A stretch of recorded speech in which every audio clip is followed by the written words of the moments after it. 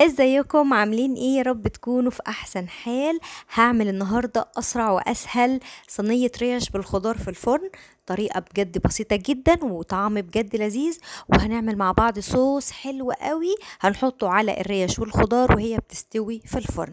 تعالوا الاول نجهز مع بعض الصوص. جبت بوله كبيره وهحط فيها ملح وفلفل وسبع بهارات وشويه من الكمون ورشه قرفه ودي اختياري.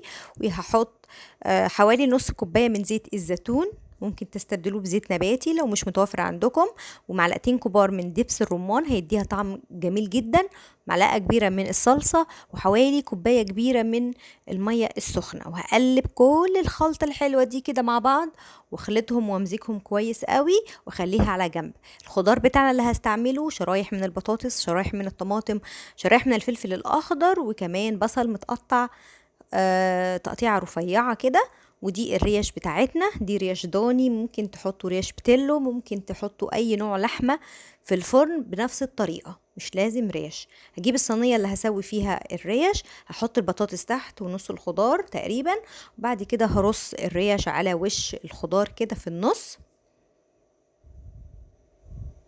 وهجيب عندي توم مقطعاه شرايح هحطه برضو كده هيدي ريحة وطعم تحفة جدا لصينية الريش.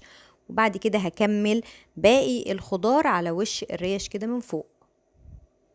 وهجيب التتبيلة الحلوة دي وهسقي بيها الصينية علشان دي تدي طعم حلو للريش والخضار.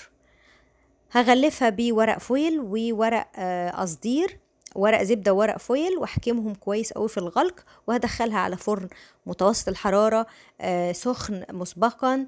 هتقعد تقريبا ساعة ونص وتطلع بالجمال والحلاوة دي. لو حابين ممكن بعد ما تستوي تشيلوا الفويل وورق الزبدة وتدوها وش خفيف من الشواية، بس انا ما عملتش كده لان انا حابة شكلها ولونها كده. طعمها بجد جميل جدا في حتة تانية، ريحتها بجد جميلة قوي قوي. اتمنى طبعا ان انتوا تجربوها ويا رب ان شاء الله تعجبكم.